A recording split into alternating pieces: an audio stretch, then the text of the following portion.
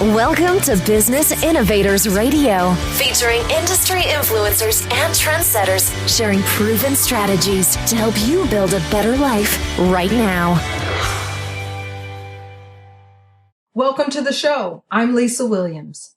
Today, we have a media maven, but she didn't start off that way. When Monique Caradine Kitchen was young, it was hard to get her to say much. She was painfully shy. But before long, she learned she had a powerful voice. Monique went on to study journalism at the University of Wisconsin, Oshkosh. She fell in love with using media as a way to empower, entertain, and educate her audience. Monique is now the CEO of Momentum Media Group, an award-winning, multi-faceted company that produces and hosts programs, provides media training and coaching to high-level executives, mentors dynamic women, and speaks to groups of all sizes. Monique is an award-winning TV and radio personality, speaker, and money and marketing mentor for women entrepreneurs. She uses her nearly 2 decades as a producer and on-air personality to help women in business be seen, make an impact, and make money. Monique has been featured on the top national media outlets, including CNN, National Public Radio, Fox News, Essence Magazine, Sirius XM Satellite Radio, the Chicago Tribune, blackenterprise.com, and many more. Her international roster of clients includes globally recognized brands such as Inc. Magazine, Black Entertainment Magazine, the National PTA, United Way, Kappa Alpha Sorority, and Nielsen. Having mentored dozens of entrepreneurs on how to become influential high earners, Monique is now seen as one of the most respected experts in the coaching industry when it comes to visibility and money. Monique is a mom and a wife who now lives full-time on the beautiful island of Puerto Rico. Please welcome to the show, Monique Caradine. Hi, Lisa. It's my pleasure. Thanks for having me. I'm really excited about our time today. We're glad to have you. Well, let's get started.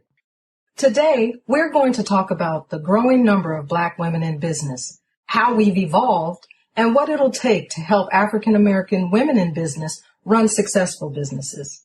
Let's get started. Black women have always had an entrepreneurial spirit.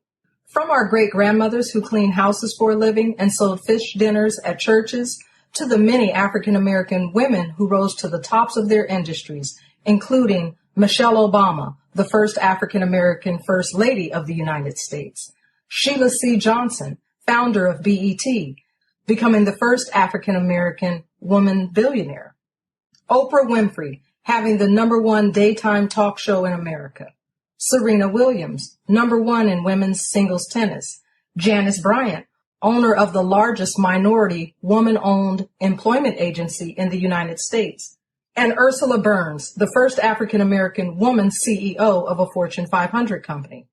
And of course, the list goes on and on. In fact, according to the 2015 State of Women-Owned Business Report, the number of women-owned businesses grew by 74% between 1997 and 2015. The report also stated that 33% of women-owned firms are owned by minority women, and Black females are amongst the fastest growing group of entrepreneurs in the U.S.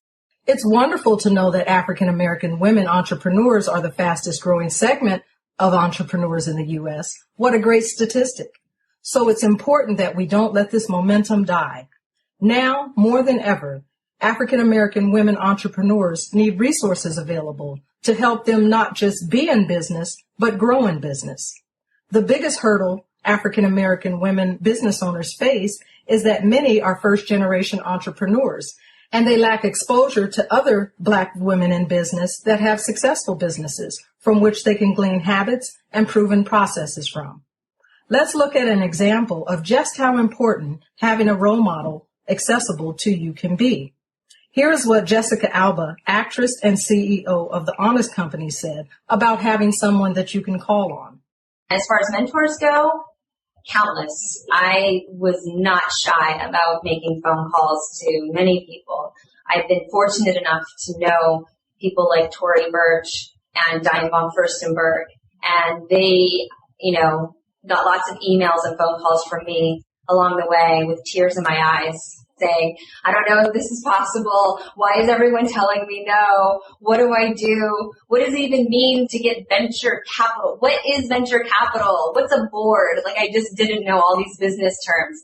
And so they helped me understand it. And it's nice having women that you can look to and rely on. Incidentally, her husband, Cash Warren, a Yale graduate, producer, and tech investor, introduced Jessica to his childhood friend, Brian Lee, an entrepreneur who co-founded LegalZoom.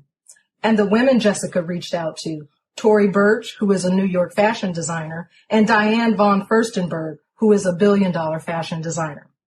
Unfortunately, most African-American women don't have the same access and connections that Jessica Alba was blessed with. Black female entrepreneurs need a supportive network of African-American women business owners that we can learn from. It's time to talk, share, and provide resources and roadmaps to Black women in business. We need successful mentors to inspire African-American women on their journey in business. I have lined up a variety of successful, prominent, and leading African-American women in business across many industries to share their paths and secrets to their success. They will discuss their journey not only as women in business, but more importantly, how they grew successful businesses in spite of the unique challenges faced by African-American women business owners. Forgive my cloudy voice, but the show must go on. So let's get into the show. So tell me, how do you feel about being part of this historical time for African-American women in business? I love it. It's exciting. There's a season for everything. And when we look at what's happening with women in business right now, the season is really good. You mentioned some statistics earlier in your introduction about how African-American women are now the fastest growing group of entrepreneurs. We've always had an entrepreneurial spirit, just like you said. And so now it's finally being recognized. So what I'm hoping is going to happen, because even with all this opportunity, those exploding numbers of Black women entrepreneurs is coming out of a need, right?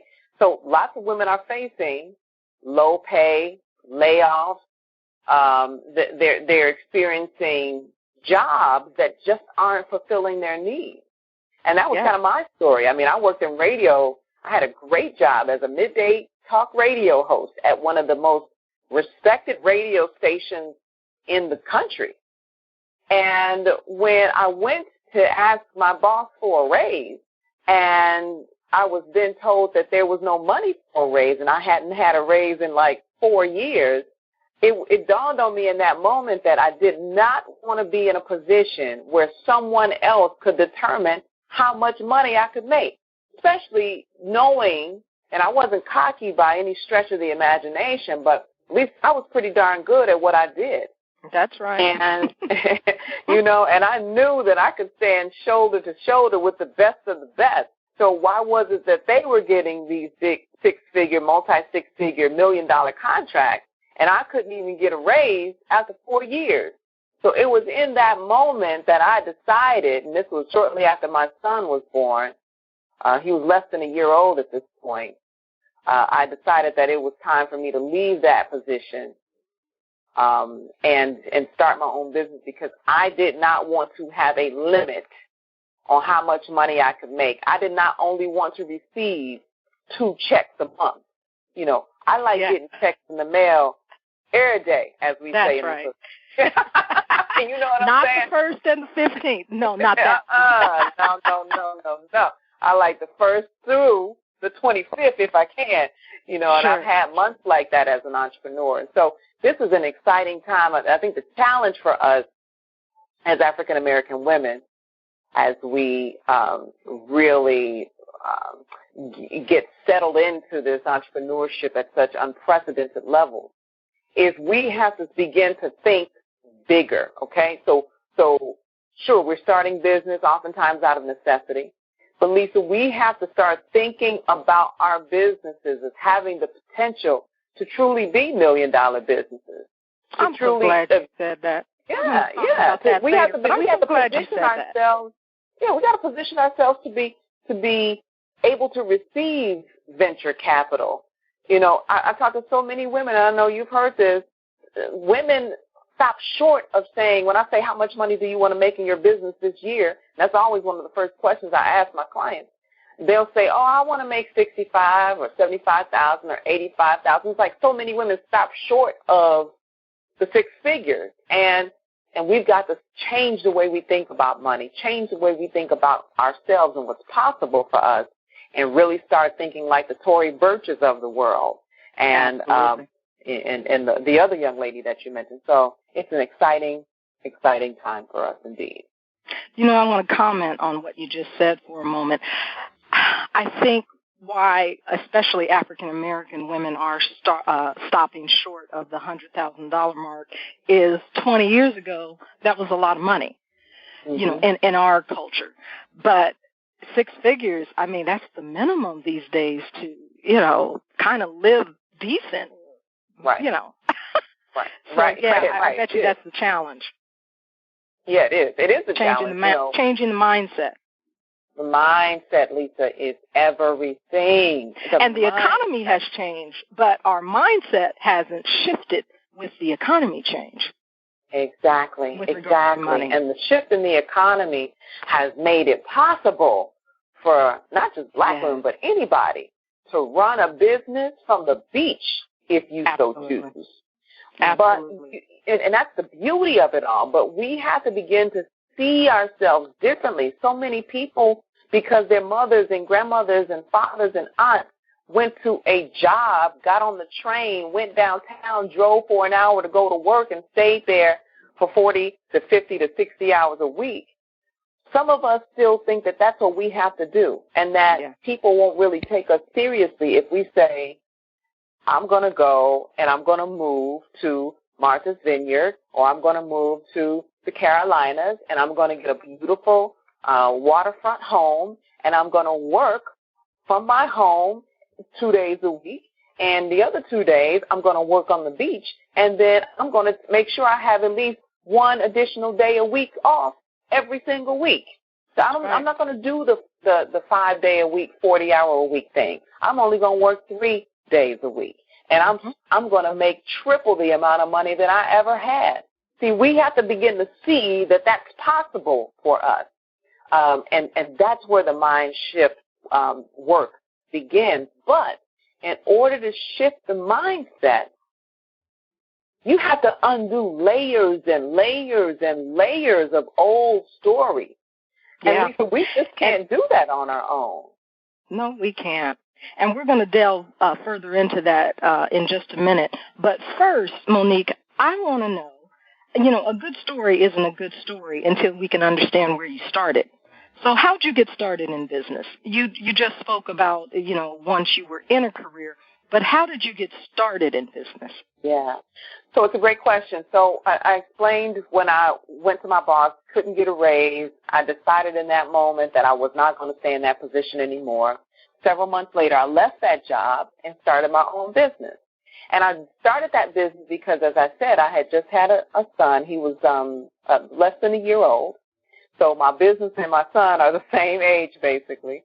I wanted to be able to have the freedom to raise my son and be there for him whenever I needed to be, right? I knew he would go to daycare, and I knew he would still stay with Auntie Lola when I had a meeting or whatever, but by and large, I wanted to have the flexibility that I needed. So that's why I started. And then in terms of what I did, I started out, first client was a publicity client. You know, because I worked in TV and radio and I understood what TV and radio hosts and producers really wanted from their guests, I was able to work with clients who wanted to get interviewed on the local news show or who wanted to get interviewed on the local radio show. And I was able to not only get them booked because I had relationships with other media people, but I was also able to help them prepare for the interview because as a host of a midday talk show, I knew what I wanted in a great guest. So I was able to help my clients understand that. So I started out doing publicity. I've always wanted to do video and tell stories and do mini documentaries and things like that. So I did a little bit of that. And things were going along just fine. I started in about 2003 or 2004. And was going along, was getting some great clients, and things were going well. And then all of a sudden, 2007 came along.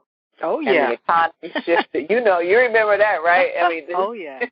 Who didn't? Everything just went bonkers at that point. And I lost all my clients. They either fired me or I fired them because I was dedicated to only working with clients that I love. And so when somebody started to, rub me the wrong way, or we just didn't seem to be a good match anymore, I would let clients go. And then, that was okay with me at that point. But anyway, I found myself, Lisa, at a point where I didn't have any clients. And I had zero revenue coming in the door. Yeah, we've been there. I think all of us have been there. Scary, scary place to be. But it was in that. Go ahead. Please finish that. In that moment. It was in that moment that I realized a couple of things. But the main thing that I realized was that I had the gifts and the talents to do numerous things. And I no longer wanted to put myself in a position where I was at the mercy of just one type of client, right? So in other words, I realized that I needed to have multiple income streams.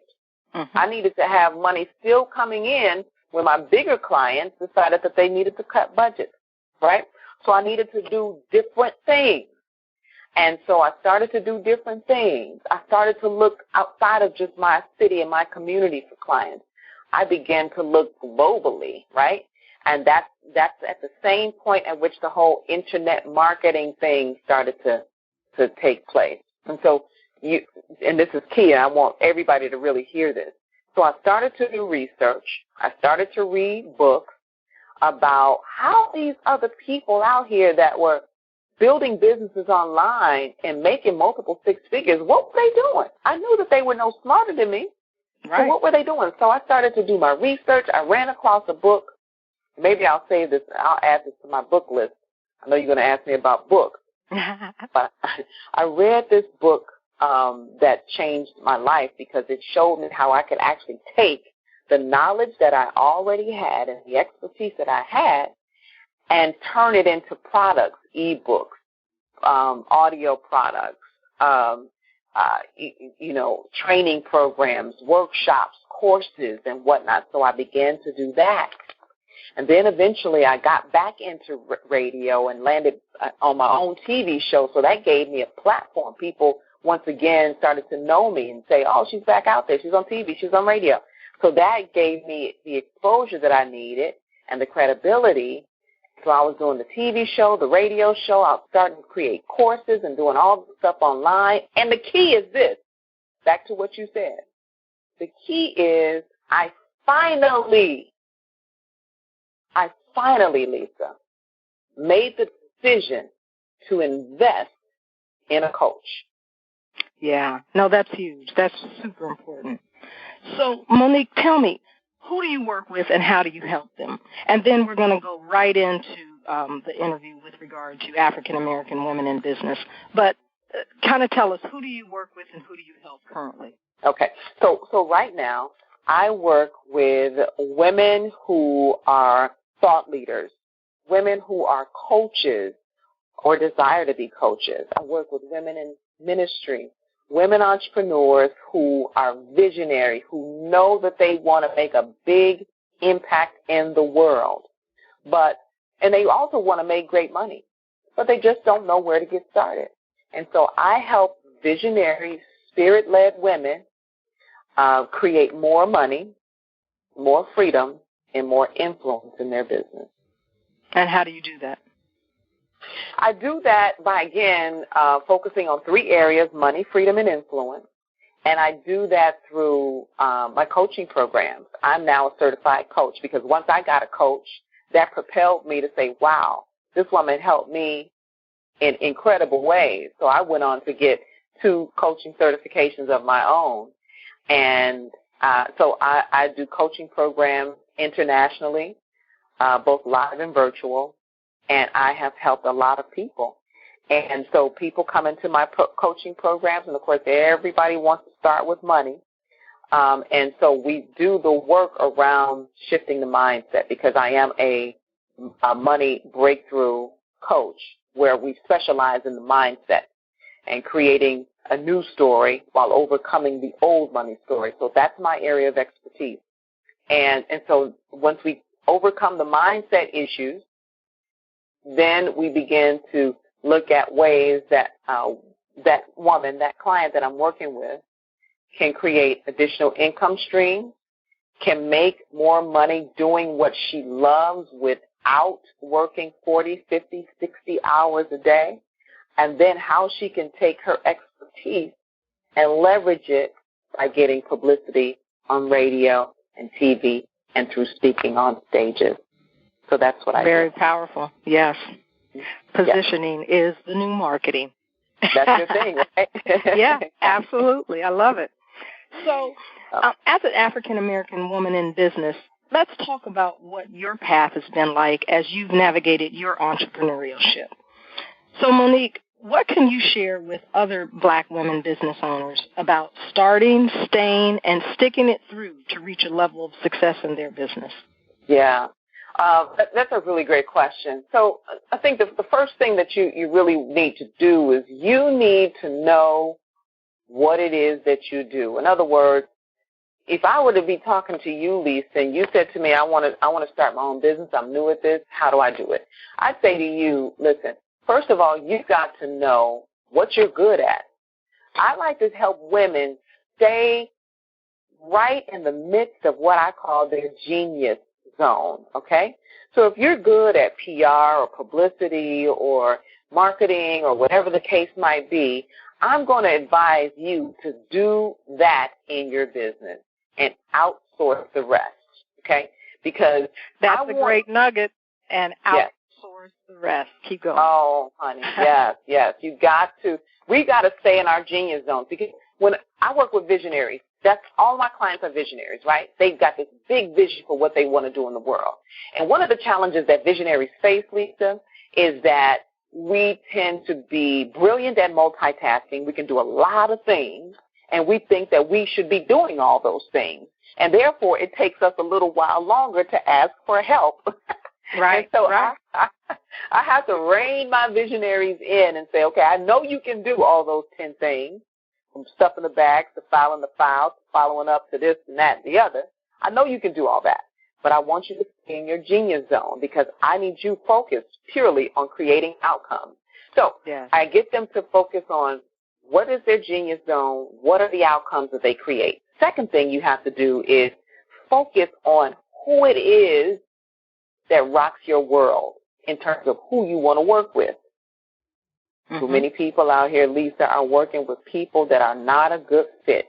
And they take on any client that comes along, because they need clients. Right. But it's only because they have not taken the time to get very, very clear about who is it that I best help? Who is best served by the outcomes that I create when I'm in my genius zone? And then the third thing, Lisa, is, to get in business, stay in business, and to really, really thrive in it, is you have got to see yourself as a brand. And you've got to use every platform you can get your hands on to build your brand. That means your Facebook page, your Instagram page, your Twitter.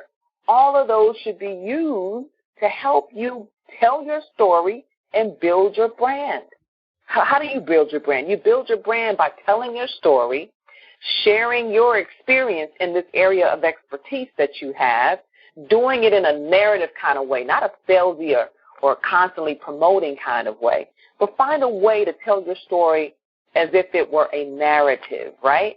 Yeah. And make it fun, make it interesting, so that when people follow you on Twitter or Facebook or Instagram or wherever, they know exactly who you are and what you do. Yeah. And when you do that, you will never have to sell anybody anything, because they will be drawn to you, because they'll be clear about what your solutions are and how you can help them. Absolutely. And that was great. I mean, right there, that's enough for somebody to get started in business. So great share. So now, Monique, what was hard for you? I mean, honestly, think of one of the most challenging times in your business. What was really hard for you, and how did you work through it? Wow, so many things have been hard. I mean, I have fallen down on my head in business many, many, many times. It was hard for me to not get caught up in the bright, shiny object syndrome because I'm a creative person. I'm a visionary thinker. So any little thing will inspire me with a new idea, and I'm like, ooh, I need to do this. Ooh, I want to do that. Ooh, I want to write a workbook about this. Ooh, I want to do a workshop on that. And so, you know, I get attacked by ideas on a daily basis. I love it. Yes. So the challenge is knowing what is a distraction versus what is really a good, profitable idea that I need to pursue. Because a lot of times that stuff is just a distraction. So the challenge was me really staying focused on who I am and what I do. And so that was really difficult for me. So I kind of spread too thin. I also was, again, the type of person that tried to do everything in my business. And so I was doing too much other stuff and not focusing on my genius zone. And then the other thing was I saw working with a coach as a weakness. I'm like, I'm a strong black woman. For me, to hire a coach was tantamount to going to see a therapist. And you know how we feel about therapists in the black community. Like, that is a no, honey. Please tell it. Please tell it. And let's dispel it. Tell it and dispel it. Yes. Now I believe that a coach and a therapist must be on your team. Just like you got a family doctor, you need to have you a lawyer, an accountant, a coach, and a therapist, and, you know, a couple of other things probably if we had time to talk about it. But and talk to them throughout the year. Throughout the year. The team. You have to. Yeah, that's your team. You know, that's your dream team. So when I finally realized that I had gotten myself as far as I could go, even with my smart, strong, amazing, brilliant, independent self, I knew I needed somebody to spot me and look at the game from a perspective that I couldn't see. I'm in the game. When Michael Jordan and Scottie Pippen are in the game, or who are we talking about now? Stephen Curry, LeBron James. Right. The cats now, the newbies in the game. That's right. Right. So they're in the game, but their coach is on the sideline looking at the game from a different perspective. So they come back to the sideline and they talk to the coach, and their coach is like, boom, you're doing great here. You're doing great here. This is what you need to do different. This is what you need to do better, and this is how you can win the game, because your coach sees it from a different vantage point. And when I recognized that, that's what my coach did for me. She took me to a whole nother level, and that's what I get to do for my clients. I'm looking at the game from a different standpoint, and I can tell them where their blind spots are and what they need to do to win the game. That's what we do. And so that's how you solve getting past that challenge. That's awesome. A coach. Absolutely. Mm-hmm. Yep. Yeah. Coach was everything for me. Coach was a game changer in my life and my business. It was everything. I love it. So we have other black women that have accomplished great successes, like those I mentioned earlier, and others such as Taraji P. Henson, Kamala Harris, Shonda Rhimes, and countless others. Monique, can you share a nugget to help women that are just starting in business? Sure. I guess the one thing that I would want to share is that you have to give yourself permission to exceed your expectations about how much money you can make and how much influence you can have. And you have to open your mind to see that you can make crazy, ridiculous, fabulous money and have great influence without working your fingers to the bone. See, we as black women have to have a shift in that arena. We think that it's cute to hustle and grind, and it's like a badge of honor for us to say, you know, I've had 7 hours of sleep this week. You know, but at the end of the day, that's ridiculous and it's crazy. Right. Success, Lisa, and don't get me wrong, because there are times, like I'm in a season right now where I'm working some late nights. Okay, it's a season. Right. And it's okay because I'm on a mission. I'm trying to get some things done, and I'm excited, so it's hard for me to sleep. But trust and believe that your girl right here, typically I'm in bed by 10. You know, I shut down my work by 6. I will take Fridays off in a minute, and sometimes Mondays too. You know, I have understood that you can't work your way to the breakthrough. Sometimes you have to rest your way to the breakthrough. So that's powerful. We have to be willing to think about success differently, and that's what I do as a coach. I have found that I am transforming the way my clients think about success and wealth and freedom. It does not have to look the way it did when our ancestors were in slavery or coming out of slavery, just starting to build. And it doesn't have to look that way, what it looked like 10 years ago. No, our parents not at all. And our grandparents. No. It doesn't have to look like. I don't have to do it the way my mom and dad did it. I don't. No. And probably Monique won't work very effectively right now. No. I know it wouldn't work for me because I am allergic to cubicles and offices and high rises. I don't do cubicles. You know, that doesn't work for me.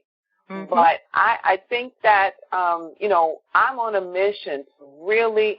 First of all, I'm not just on a mission, but I think that there is a spiritual. I'm a very spiritual person. I incorporate God in everything I do. My clients all know that. But I think that there is a spiritual mandate on African American women specifically to give themselves permission to create unprecedented levels of wealth. And I'll tell you why. Well, the statistics supports that. So the statistics support that, but it's a season of time right now. It is, but here's the other reality that we have to be mindful of too, Lisa. It's a good time. I mean, it's the best of times, but it's also the worst of times. Yes. Because I'm constantly studying statistics as it relates to black women in wealth. And right now, according to statistics released just late last year, black women on average, and that means that 50% of African American women have a net worth of $150. Now, that's if they're married. Now, if they're single and have children, they have a net worth of less than zero, okay? So, and I'll explain why that is.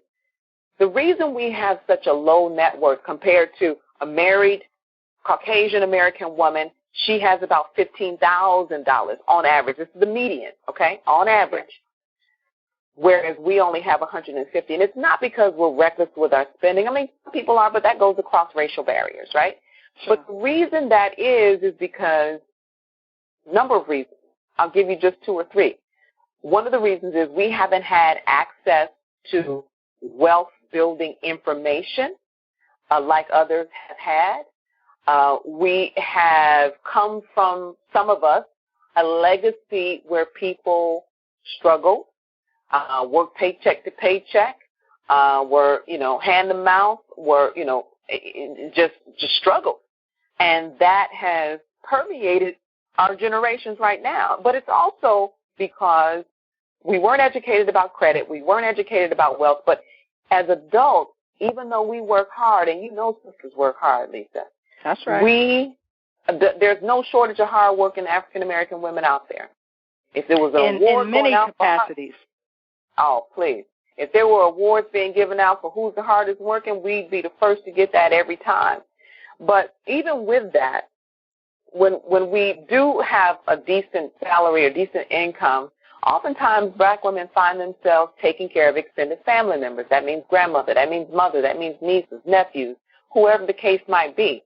And let me tell you something, that's expensive. And so therefore, black women have the belief that, well, if I'm doing all these things, taking care of my family as well as others, then it's difficult for me to save. It's difficult for me to invest. It's difficult for me to put into my retirement plan. What is a retirement plan anyway? How does that work? And once you get $6,000, $7,000, $10,000 in your retirement plan, all of a sudden, you got this big bill that you've got to pay, and then you cash out of that, and boom, there's your retirement plan.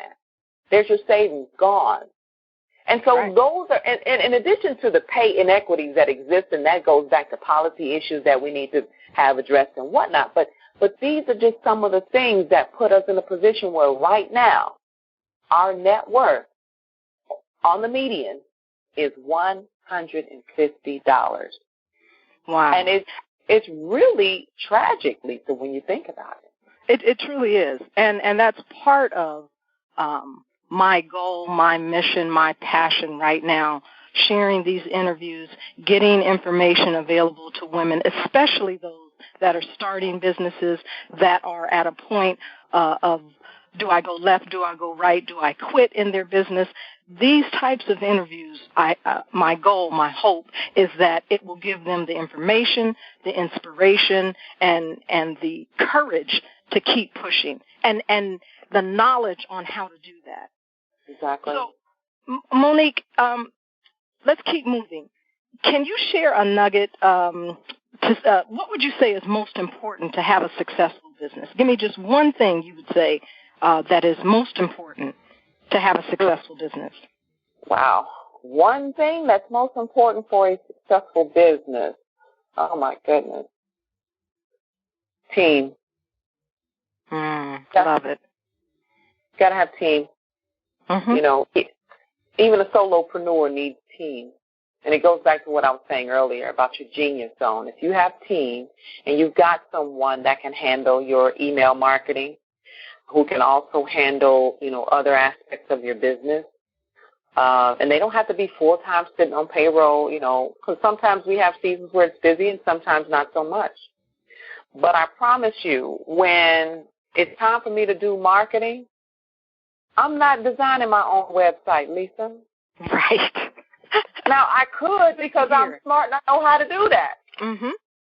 But, Lisa, if I know that my hourly my time is valued at over $300, see, I know my worth. I'm not confused about what the value of my time is. Nobody is going to be picking my brain because the value of my time by the hour exceeds $300. Mm-hmm. So if I know that I need to make $300 an hour, then I see that I can pay somebody $25 an hour to create the website for me. Break the math down. Yes. I'm going to pay the $25 an hour because my time is valued at over $300 an hour. So and if go I back can to your genius zone. Right, and I'm in my genius zone. So if I can be doing, but don't misunderstand me. See, I'm very clear. If someone wants to talk to me, because a lot of times I'll open up my calendar and I do what I call discovery sessions or breakthrough sessions.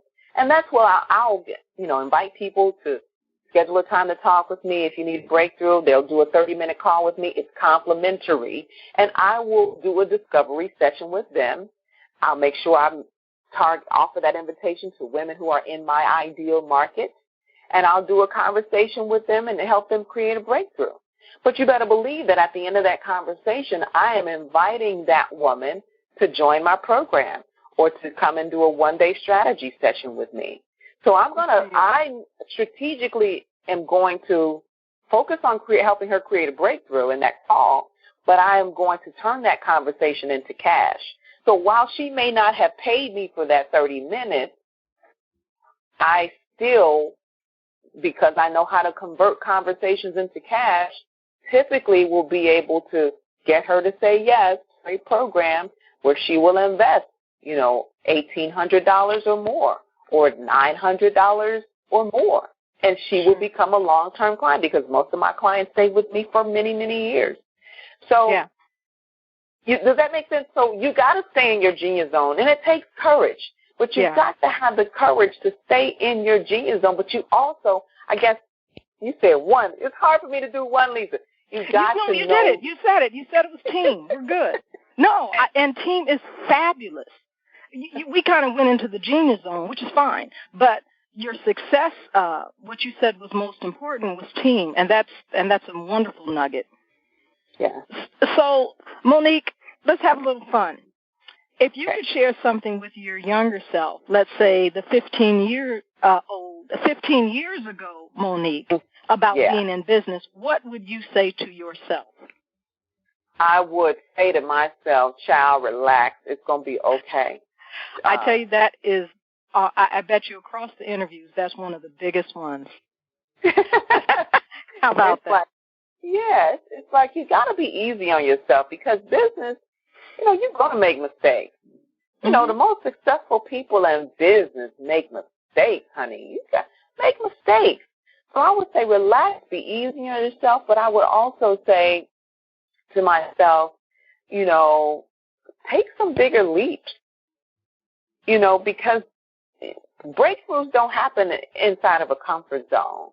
So don't always be aiming for the comfort zone. You got to be willing to jump off the deep end every now and then because, just imagine when you're fishing in shallow water versus fishing in deep water. And the deep is where all the fish are. So you got to go deep sometimes. So I'd say relax, be easy on yourself, and have fun with it and be willing to take some big risks every now and then. Nice.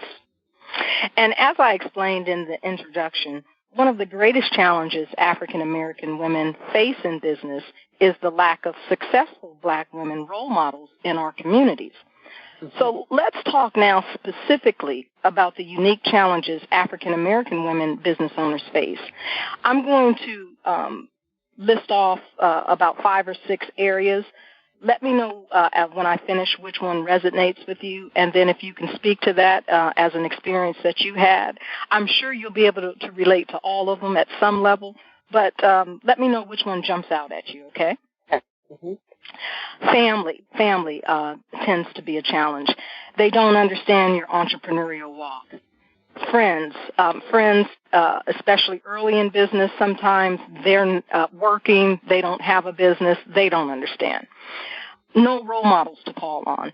As we spoke of before, Tory Burke was blessed to have role models that she could call on that had already been highly successful. Typically, we don't know those women and can call on them and email them and cry on their shoulder. Business terms and business knowledge. Unfortunately, many of us, because we are first-time entrepreneurs, didn't have that as a role model in our families. Seeking capital. This is very new, unfortunately, to us in the African American community, and we don't really know how to navigate it, how to seek capital, what all that means. Mm-hmm. Juggling being a single parent or a single woman. That goes without saying for any woman in general and any woman in business, but specifically there are challenges specific to African American women. Right. Lacking relationships, investing in ourselves. Unfortunately, we were not brought up to develop ourselves, to attend personal development seminars. And lastly, volunteering. Most of the time, African American families, the volunteering that we see happens within our churches. We aren't typically raised, feeding the homeless and, doing things and working for free, or seeing our parents do that other than in church. So, Monique, which one of those really jumped out at you? Gosh, oh, man. I think when you talked about, so many did, when you talked about not being willing to invest in yourself, I would say that one resonates with me the most because that was me. I wanted to go to the free or very, very low-cost events, and I was not going to hire a coach. I would have looked at you like you had a third eye 15 years ago if you would have said to me, you need a business coach. Mm-hmm. No way, Jose. And what I'm facing now is African American women, we wait too long to get that kind of help. And then sometimes I find that when we do get the help, sometimes we don't implement the strategies. We want to do it our way. And so there's this space that we have to open up to that has to do with surrender. The word surrender is coming up for me. We have to be willing to surrender control. We have to be willing to surrender this idea that we got it all handled, because we don't, you know. And we have to give ourselves space to really look at what it is we want to do in this world, because it's not just about making money. We want to make an impact out here. We got dreams and goals. I got this dream of an entire network, multimedia network, where I'm doing just like we're doing right now. I'm talking to women, black women millionaires, and asking them, how did you do it? I want to do videos and document. I got this big dream. So now I got to ask myself, well, what is that dream really worth to me? Is that something that I need to get that done before I leave this earth? What is that worth to me? Well, to me, that's worth billions of dollars.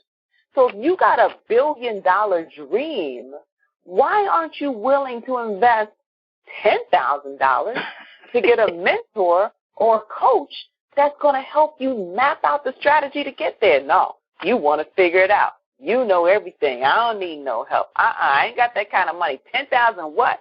What? Why she charge so much? Child, she's too expensive. Let me call up so-and-so and see if she'll let me pick her brain. No, we have got to stop picking people's brain. We have got to acknowledge our own worth. We've got to acknowledge the value of our dream. And if we want advice or insight from someone that we respect, we have got to show them we respect their advice by being willing to invest in the time that they're going to take to give it to us. Whenever I need to go to somebody, if it's not, I have 2 coaches, okay? I got 2 coaches now. But if I need to go to someone outside of them to get help around what I need to do, I'm going to go into them and I'm going to say, hey, not can I pick your brain, can I take you to coffee? Because their advice is worth more than just a cup of coffee. I want to say, listen, I need your insight. I want to sit with you for a half hour. I've got 3 important questions. And I'm more than happy to invest $300 if you wouldn't mind. You know, I don't want this to be an insult to you, but I got in my budget right now $300.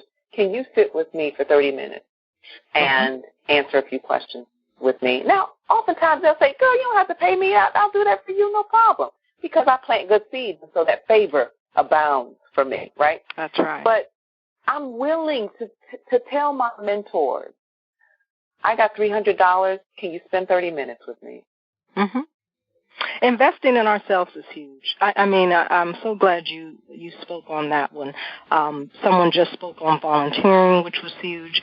But investing in ourselves is a new territory for African American women. We've got to be willing to do it, Lisa. We've got to put aside, oh, that's too expensive. I can't afford it. That I can't afford it thing drives me up a wall. This whole thing about I got to figure it out. You know, you don't have to figure it out. Let me tell you what you have to do. If you have a coach that you approach and you do a discovery session with your coach and that person spends time and creates a breakthrough for you, you don't say, I got to figure it out. What you say instead, because you're not investing in that coach, you're investing in yourself through that coach, right? Yep. So you got to make sure you get the right coach. But you don't say, your job is not to say, ooh, I got to figure that out. Your job is to set the intention and say yes and trust your source. That's great. That's a great nugget. And when you say yes and you trust your source, then the resources that you need will show up. I'm a firm believer of that. So let's keep moving. Did you grow up with an entrepreneurial example, or are you a first-generation entrepreneur? No, I had many examples in my family. My aunts, uncles were entrepreneurs. My mother is an entrepreneur in her heart and soul. She's allergic to cubicles as well. She never did cubicle space. She passed that down generationally. Yes, she did. Bless her heart, she sure did. So I come from a family of entrepreneurs. You know, and many of them had seasons where they did very, very, very well. And, you know, some did just okay. But, I come from a family of leaders, and that's been a blessing for me to be able to witness their journey. Excellent. So there are many articles online about entrepreneurs and their success stories or challenges they had to overcome, but there are very few about current-day women. And I'm not speaking of celebrities. I'm talking about current-day women that have fabulous businesses, that are doing well. And there's not a lot out there on what they've gone through, and definitely not specific articles sharing what African-American businesswomen have gone through. So, Monique, what did you do when you got stuck, overwhelmed, ran out of money, or possibly felt like quitting? What did you do? Well, I almost did quit. I mean, I lost all my clients. So I was like, well, maybe I'll just go out here and find another job, you know.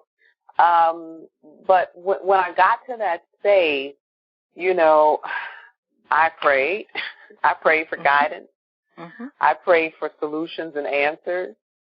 Like I told you, I went ahead and took I went into one of my investment accounts, and I called up, you know, one of the top coaching companies in the country. And I hired a coach, and she was just an okay coach, but she took me to a whole new level. Wow. So when I realized, I said, I don't know what else to do. I know I got a big old dream, and I know I'm smart, and I know I got a vision, and I know I'm sitting here broke. Mm-hmm. So, God, what do I do? You know, mm-hmm. And me and God had it out. So, you know, I told God, I was like, look, you got me in this business. You know I really want to be in media anyway. What are you doing? I've had enough. Me and God just boxed. We just shadow boxing, boy. So, turns out I took money out of my investment account, invested in the coach, and 2 days after I had that conversation with God, because the Bible says you're supposed to go to God boldly, right? You're supposed to mm-hmm. come to the throne of grace with boldness and confidence. 2 days after I had that conversation with God, my old boss from the radio station called me. She said, you know what, such and such network, they called me up, they want me to host the show. I don't have no time for that. So, of course, the first person I thought about was you. The interview was tomorrow. Can you get your hair done and get your makeup so I can take you into this interview with me and introduce you to them? How about that? And less than 2 months after I had that conversation with God, I was on the air hosting a public affairs show for one of the major networks in Chicago. That's a great share. So tell me, what didn't you have when you were building your business that you wish you would have had? When I was building my business, I wish I would have had a long-term strategy. And when you say long-term strategy, give me a little bit on that. So when you look at the top businesses across the country, the top corporations, they can project what they're going to do, what they're going to develop, what they're going to be working on. They can project out minimally 15 to 18 months, and on the long term, 5 to 7 years. Mm-hmm. They know what they're going to be doing. They have a roadmap already. And so if it's a successful company, then they get the people who work for that company on board with that vision, and they get everybody to buy into that vision. And nobody is confused about what direction that we're going in because the long-term vision has been laid out, right? Right.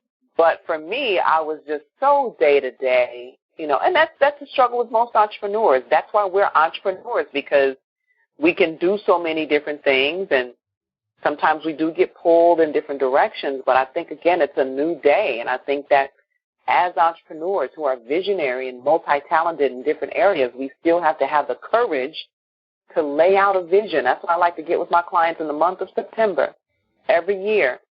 And I said, okay, so let's start now planning out for the upcoming year and get your marketing calendar in place for all of the following year and at least the first quarter of the year after that. Now, that doesn't mean it can't change, but at least that entrepreneur can start in October pushing stuff out, seeing what works, based on that strategy that we've created. Then January 2nd, they already know what they need to do. They're not sitting down at that desk saying, what am I going to do this year? The plan is already there. The blueprint has already been made. Yeah. And what does that do? It gives you a foundation. And when you have a strong foundation, you can build that building as high as it can go. That's why I have a new coaching program called Foundation Before Elevation, because you got to make sure your foundation is strong before you start building all those different levels on that building. Very important. Very important, yes. So I got to complain for a minute, Monique.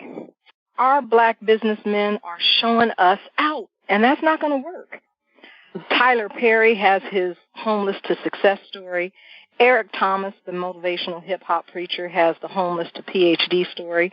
So us ladies, we've got to get our stories out and document it so African-American women in business have some inspiration when they're feeling low, when they're searching online, when they're going through challenging times. So we need our rags to riches story. So I want to take a minute with you and together figure out what your either rags to riches story is or what your hero story is. So what would you say first, and then I'll jump in. Rags to riches, for me personally, right? That's right. Or hero story. Well, I'm just a little black girl from the south side of Chicago. You know, I grew up in West Inglewood and, you know, blue-collar neighborhood.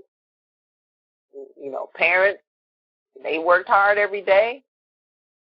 Nobody ever thought that I would go on to be on the TV and the radio. So, I mean, I think I'm my own example. You said it in the intro, painfully shy. I would never say a word. Now you can't shut me up. So, and now I'm living this amazing life on this beautiful island where we got 24/7 summer, endless summer. You know, I'm looking out the window at beautiful palm trees. I got beautiful views. This is really a life that I don't think I ever imagined.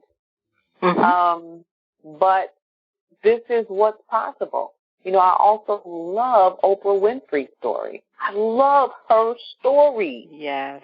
And it you know, there's so many stories out there that have inspired me. I look at the women that I work with and, oh my gosh, it brings me to tears to think about what these women have overcome in their lives. And it just shows you that when you can surrender to your purpose, when you can release yourself into the divine assignment that was on your life before you were even born, when you can just give yourself permission to be released into that and deal with whatever comes with that, and trust in that whatever you need to get the job done is there for you. It's already here. Yeah. See, you're going to begin to see women do some things in this world that's going to change the whole landscape of what we're seeing. Now, that's why I say again, Lisa, that it's so important for us to be rich. It's so important for us to change that money mindset. It's so important for us to leave a legacy of wealth for our children. Wouldn't it be nice if all of us could leave no less than $100,000 to our kids if, God forbid, something should happen to us unexpectedly? How about Wouldn't that be nice? That's a nice Yes. number. That's a nice, reachable, doable number. Yeah. That's easy. That's Times easy. 10. Right. You know, Yeah. times 10, times 20. Why not $25 million? That'll help your family be all right. If, so God true. forbid, something should happen unexpectedly. But these are the things that we have to think of. You know, even before I was wealthy, I was studying wealth. I was seeing myself wealthy. I was believing that I was going to be wealthy, debt-free, living a life of overflow, living a life of more than enough, not just for me, for Lisa, so that I could give to charities and organizations and people that I believe in. That's giving from the – it's hard to give from a depleted, dry cup. You want to have a cup where you can have the saucer underneath the cup and you living off what's in the saucer and you can give what's in the cup away. That's living in the overflow. Yep. I agree completely. So I would say, and we'll come up with something a little bit more creative, but basically I would say your story is from shy to media maven. You put the nutshell right there. Yeah. So switching directions for a moment, today there's a lot of talk about collaboration. What are your thoughts on collaboration instead of competition? Oh, honey, please. Competition is dead. Competition is dead. I believe that collaboration is the new currency of this economy. You got to collaborate. You got to. Yeah, it's so important. One of the things I share with people I work with, and specifically women, business owners, is how they can succeed without having to compete, and they can do that by implementing the power of positioning, things we've talked about earlier, and leveraging the media to build their brand. You don't have to have your eyes on someone that's in your industry doing what you do. If you position yourself, if you find your niche, if you take the time to set yourself apart in that area, it doesn't matter what somebody else is doing. There's plenty of money to be made. Absolutely. I totally agree with you. I wrote a blog not too long ago that was entitled Why I Have No Competition. Now, sure, there are other people out there in the same industry doing some of the same things that I'm doing, but nobody has my story. Nobody can step on the stage and talk about my experiences. And if I see competition, that means that somehow I'm comparing myself to them. Yes. And Monique, you and I do something similar. At the same time, it's totally different. Exactly. It's wonderful. Yeah. There's a big sea out there. So a couple of questions before we wrap up. How do you think we can move forward and turn that growing number of African-American women in business into successful million, multi-million, and billion-dollar businesses? We got to surround ourselves, Lisa, with people who are in the income bracket that we aspire to be in. We have got to stop hanging out with the business people that are kind of so-so in business or just kind of barely get by or just kind of sort of doing okay. We've got to put ourselves in the room with millionaires, multimillionaires, billionaires. We've got to get in those lunches, in those events, in those networking opportunities where very, very wealthy people are in the room. Because if you're the richest one in the room, then you need a new room. You need a new room. It's time. We got it. And when I first did that, it was scary as heck for me because I'm like, they going to look at me. They going to say, it was that whole fraud thing. I felt like a fraud. Like, who is this little black girl from Chicago up in this room with us? Who she thinks she is? But I went on in there, and I was like a fish out of water. But what was surprising for me when I started to hang out with wealthy people, whereas I thought I had in my mind that they would look down upon me, surprisingly, they were extremely generous with any advice, any questions you wanted to ask them, they would answer them. And then they also saw the value in me that I didn't see in myself. So they'd be like, so what do you do? I said, well, my background is in radio and TV, but now I do publicity and I do some coaching and I do some media training and I create breakthroughs. Oh, wow, such and such needs that. I have a partner who needs that. And da-da-da. And they said, how much is your home study program? I said, it's $300. Okay, where can I write the check to? And they just that's a great share. I mean, really putting yourself out there, that's a great nugget to share. Mm-hmm. And Monique, I want to make sure that I get your answers, and we're having to wrap this up, so let's just keep moving. I want to make sure that I get your the value of your expertise. So what impact would you like to make as an African-American woman in business over the next 10 years? Over the next 10 years, my goal is I know over this year I want to impact 100 women and help them build wealth.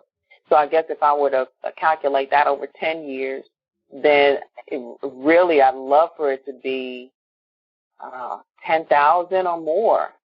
I'd love to see it be more than that. I literally want to completely revolutionize and transform the wealth and money story of African-American women. And that just starts with the foundation. I want to make sure every African-American woman has restored credit so that she is not denied a home or a car or she doesn't have to pay high interest rate on her credit card.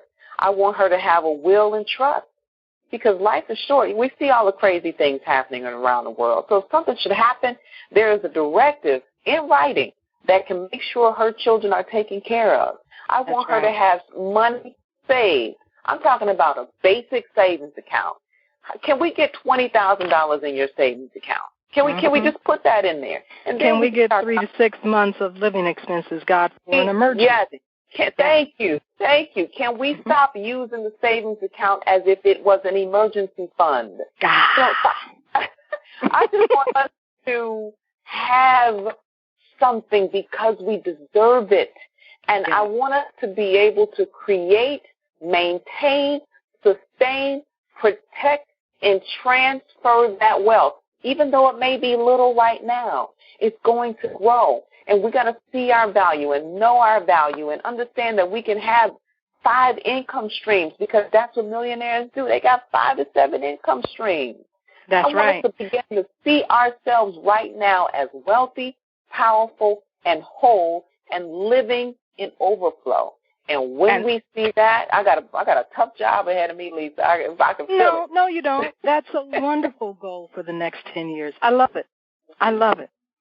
And so, Monique, we can roll right into your 5 success tips. I know you have something special to share, or however many success tips that you have.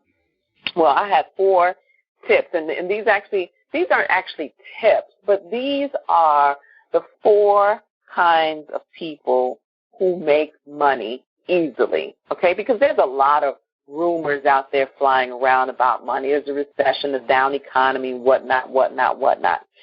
And then a lot of us also use language around money that causes it to not come as easily to us. We say things like, oh, I'm broke, or money is tight, or I got to count my pennies, or it's a sluggish economy, or my money is funny, and always asking for a hookup. Those kinds of words impact the money that you make. The first kind of person that makes money is the person who understands money and the universal laws of saving and investing. That's the first one. You got to understand how money works, okay? The second type of person that attracts money easily is the person who respects it. That means that you can't have your money balled up in your purse every kind of which way. You got to respect your money, put it in order. The third kind of person who makes money quickly and easily is the person that's not afraid of it. That fear is usually rooted in the false belief that we are not worthy or we will mishandle money if we get a lot of it. That's not true. And the fourth kind of person that makes money easily is the person that is generous with it. Generosity and sowing seeds is a supernatural principle of wealth, and I think we all need to master it. Excellent. And can you recommend 2 books that every woman should read? Absolutely. Think and Grow Rich, Napoleon Hill. That's an excellent one. They also have one out specifically for women now. And Secrets of the Millionaire Mind by T. Harv Eker. Those 2 game changers for me. I love it. And I tell you, I could go on talking to you for hours, Monique. I mean, we are so like-minded. But I want to thank you for taking the time, for sharing, for giving valuable nuggets, and sharing your journey as an African-American woman in business. Is there one last nugget that you'd like to leave of inspiration? The only thing I'd like to say, Lisa, is it is my profound honor to have had this time with you. I think you were amazing based on what I've learned about you. Keep up the good work, and thank you for this platform.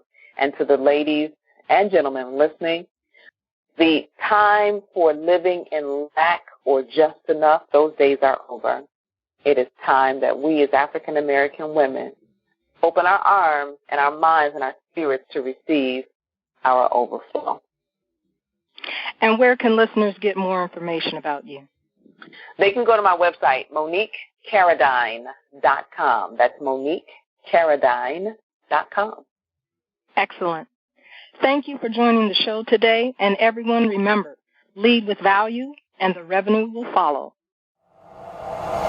Thanks for listening to Business Innovators Radio. To hear all episodes featuring leading industry influencers and trendsetters, visit us online at businessinnovatorsradio.com today.